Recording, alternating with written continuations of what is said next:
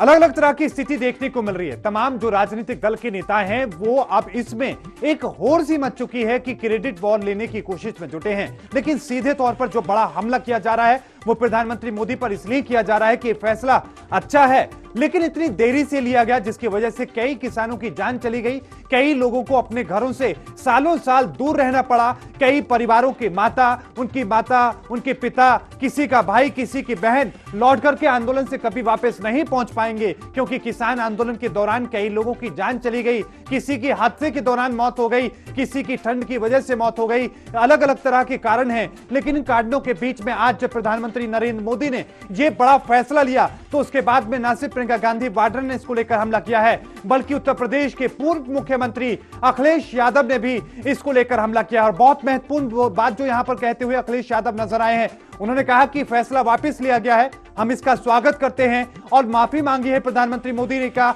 हम इसका भी स्वागत करते हैं। लेकिन प्रधानमंत्री नरेंद्र मोदी को अब राजनीति से संन्यास ले लेना चाहिए, ताकि भविष्य में वो सत्ता में आने के बाद एक बार फिर से किसानों के खिलाफ इस तरह के कोई भी कानून ना बना सके। क्या कुछ उन्होंने कहा वो हम आपको सुनवाते हैं। मैं देश के सभी किसानों को बधाई देना चाहता हूं, जिनके संघर्ष से और जिनके लगातार आंदोलन और तीनों काले कानून के खिलाफ उन्होंने जो आंदोलन छेड़ा, और उसका परिणाम ये है कि आज तीनों काले कानून वापस लिए गए हैं। काले कानूनों की वापसी अहंकार की हार है, ये किसानों की जीत है, लोकतंत्र की जीत है। जनता इन्हें माफ नहीं करेगी, इन्हें साफ करने का काम जनता करेगी आने वाले समय में। सैकड़ों किसानों की सच्ची मौत के आगे किसी की झूठ की माफी नहीं चलेगी।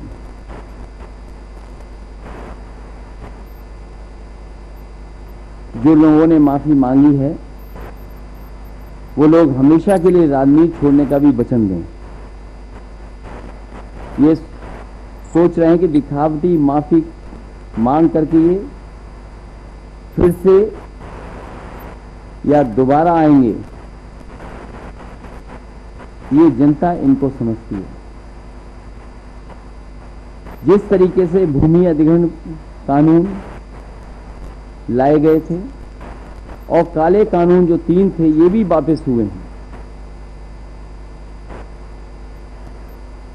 किसान हित में तो हुए ही हुए हैं, लेकिन कहीं न कहीं सरकार चुनाव से डर गई है और वोट के लिए कानून वापस हुए हैं।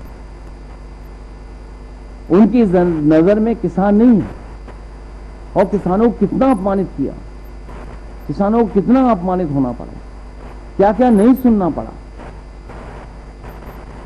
जिन शब्दों का इस्तेमाल किया गया कोई कल्पना नहीं कर सकता कि अन्नदाता के लिए ये शब्द भी इस्तेमाल किए जा सकते हैं। वो भारतीय जनता पार्टी ने इस्तेमाल किया और उनके सहयोगी, उनके साथियों ने हर मौके पर अपमानित किया है। और ये केवल एक की जिम्मेदारी नहीं होती है, मंत्रिमंडल की सामूहिक जिम्मेदारी होती है। अगर सामूहिक जिम्मेदारी है, न केवल मंत्रिमंडल को इस्तीफा देना चाहिए बल्कि सरकार को इस्तीफा देना चाहिए पूरा का। और फिर लखीमपुर के हत्यारे कैसे बच जाएंगे? ये सरकार की जिम्मेदारी बनती है। जहां इतनी माफी मांगी गई, कानून को वापस ले लिया गया है, वहीं ये भी तो जिम्मेदारी सरकार की बनती है कि जिस मंत्री पर आरोप है वो मंत्री अभी भी मंत्रिमंडल में है।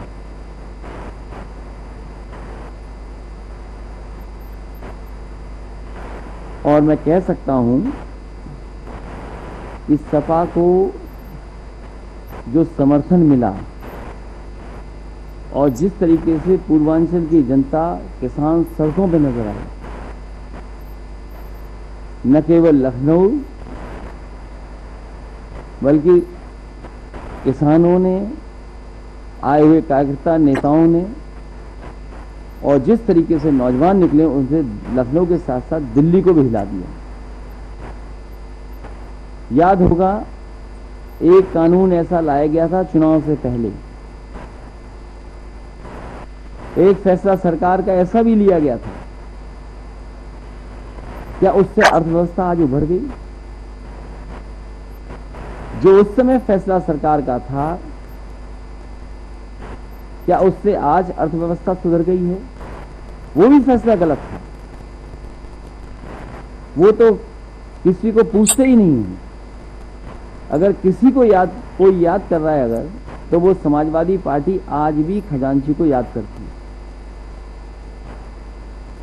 इसलिए मैं किसानों को बधाई देता हूं, इस आंदोलन को बधाई देता हूं, और जिस तरीके से जनता का समर्थन जुटा, जिस तरीके से पूर्वांचल के किसान नौजवान सड़कों पे आ गए, सरकार घबरा करके इन कानून को वापस ले रही है। और ये जरूरी नहीं है सरकार के लोग ऐसे हैं, हो सकता है चुनाव